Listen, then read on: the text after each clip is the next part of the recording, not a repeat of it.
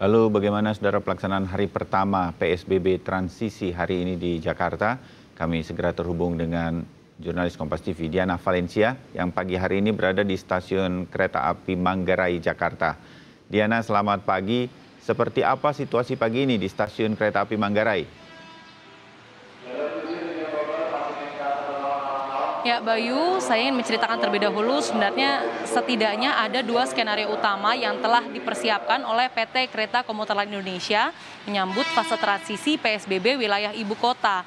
Dua skema tersebut berkaitan soal penambahan jadwal operasional dan yang kedua soal aturan protokol kesehatan. Kita bicara yang pertama terlebih dahulu soal penambahan jadwal operasional.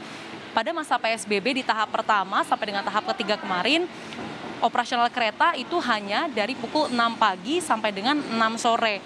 Nantinya menurut informasi dari Direktur Utama PT KCI Wiwi Widayanti menyatakan penambahan jadwal operasional akan terbagi ataupun bertahap menjadi 3 fase ataupun 3 tahap.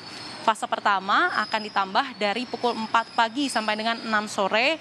Kemudian di tahap kedua dari pukul 4 pagi sampai dengan 8 malam. Dan yang ketiga itu dari pukul 4 pagi sampai dengan 12 malam, yakni hampir menyerupai kondisi sebelum pandemi COVID-19 ditetapkan di wilayah Indonesia dan juga wilayah ibu kota. Kemudian pertanyaannya di fase mana ataupun di saat ini sedang berada di fase kemana? Fase kedua sudah diberlakukan per 4 Juni kemarin, yakni jadwal operasional sedari pukul 4 pagi sampai dengan 8 malam. Kemudian sekiranya kapan dari fase kedua ini akan berlanjut ke fase ketiga? Wiwi sendiri menjelaskan nantinya akan sesuai dengan situasi dan kondisi. Seperti misalnya dari penetapan tahap kedua kemarin itu menyangkut ataupun berkaitan soal jumlah ataupun lonjakan penumpang yang terhitung dalam rentang waktu 3 hari terakhir. Karena biasanya di masa PSBB berlangsung itu penumpang perharinya itu hanya sekitar 270.000 per hari. Namun dalam rentang waktu 3 hari terakhir itu bisa sampai 240.000 penumpang per harinya. Oleh karenanya PT KCI memutuskan untuk bisa menambah jadwal operasional kereta, jumlah keberangkatan kereta supaya tidak terjadi kerumunan ataupun kepadatan di gerbong kereta itu sendiri. Lalu bagaimana soal protokol kesehatan?